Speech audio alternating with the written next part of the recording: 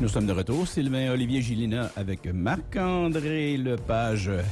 Quand je dis dans ma tête le mot chevaux, cheval, ça me rend joyeux, ça me fait allumer les yeux. Ma fille a des chevaux d'ailleurs, elle en donne toutes sortes de cours avec ses chevaux.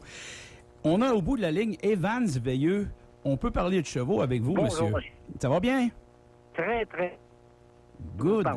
Ben, moi aussi, je suis content. Quelle est votre entreprise et votre passion en passant? Pouvez-vous m'en parler un petit peu, nous en parler? Ben oui, monsieur. Ben écoutez, ma passion, là, c'est que je trempe dans ça depuis que mon plus jeune âge. Mon père avait des chevaux, il domptait des chevaux, élevait des chevaux. Mon grand-père commerçait des chevaux. Mon oncle corsait des chevaux. Et alors, je suis là-dedans et j'ai fini par exporter des bons produits aux États-Unis et finalement en Europe, spécialement en France, Italie, Allemagne. OK, la sorte de cheval que vous exportez, c'est lequel?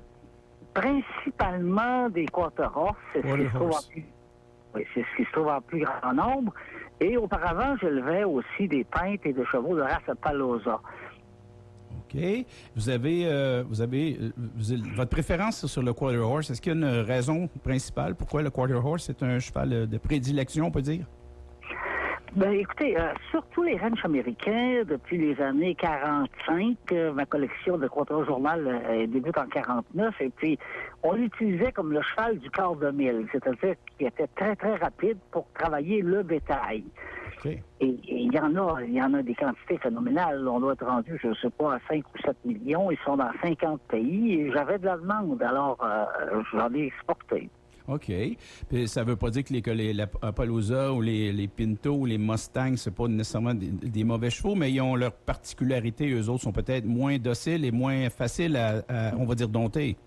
Monsieur, je vois que vous êtes un connaisseur. Vous m'avez enlevé les mots de la bouche, mais j'avais un choix de prédilection pour les Appaloosa. J'en ai eu des très, très bons. J'en ai vendu un qui a fait les semi-finales de l'année en dressage western en Europe. Mais disons que c'est plus difficile de trouver le bon sujet, étant donné le nombre restreint. OK. Puis avec votre quarter horse, je fais un petit sourire en coin, mais allez-vous même à Saint-Tite avec vos chevaux? Monsieur, j'y suis allé, je crois, il y a 30 ans. Oh boy. Après ça, quand mes enfants sont venus au monde, j'y suis allé il y a 20 ans. Après ça, j'y suis allé parce que je ferais des chevaux. J'ai toujours ferré des chevaux. Ah, vous êtes maréchal Ferrand, excusez-moi. Vous êtes maréchal Ferrand, oui. OK. Oui, j'avais fait mon apprentissage aux États-Unis, auprès de mon père au tout début, aux États-Unis. Après ça, j'ai repassé ma licence en Europe auprès de la maréchalerie militaire. Et puis finalement, ben oui, je suis maréchal Ferrand. J'étais là, je suis presque à ma retraite. Mon Dieu, vous avez tout un pedigree autant que vos chevaux, finalement. J'imagine que vous avez beaucoup de box dans vos écuries? Non, savez-vous, j'ai restreint, là, je pense que j'ai 25 box de moins qu'auparavant. J'avais en 1986 39 chevaux. Et puis maintenant, j'ai gardé la section de compétition, c'est-à-dire l'écurie qui est chauffée, ventilée. Et puis, cette section-là, j'ai 6 box, mais dans lesquelles il y a 4 bonnes juments poulinières, dont 2 sont des filles propres de championnes du monde, qui sont inséminées par des très bons chevaux. Les poulains sont déjà vendus avant la naissance. Mon Dieu Seigneur, fait que vous avez actuellement combien de juments sont poulinés actuellement? Actuellement, j'en ai 3 parce qu'il y en a un qui est le poulain mort. Les 2 qui sont poulinés, ceux-là sont déjà vendus. Je les livre à l'automne. Et puis j'en ai 3 autres qui sont gestantes. Les poulains sont vendus pour l'an prochain. Puis on a fait 2 embryons. Et on m'a ramené hier une jument réceptrice, là. Okay. On me l'a rapporté hier soir. Mon Dieu, fait que vous avez toute une passion. Vous êtes dans un univers idéal, en tout cas, parce que vous devez avoir pas mal de place là, pour les faire plus que des box. Là, vous avez les rings, les faire courir. Vous avez les entraîneurs privés pour chaque chevaux, j'imagine. Et dans le passé, j'avais pour chaque discipline un entraîneur spécifique. Dans les années 80 à 90, oui, j'ai été au championnat du monde en dressage en 89. Mon entraîneur a gagné le championnat du monde de dressage à M. Allard avec son propre cheval. Le mien a fini plus loin.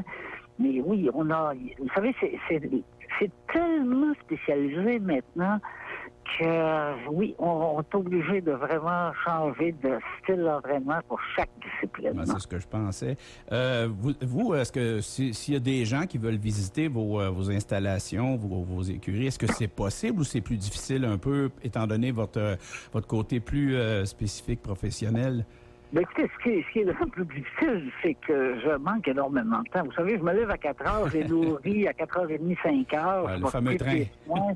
Oui, mais on appelait ça le train. Maintenant, c'est les soins, les passages. Puis, il y a tous ces petits points-là qu'il faut que je travaille, que je manœuvre. Puis là, s'il y en a une qui est ou accrochée, ou qui a besoin d'un resserrage, ou qui a besoin...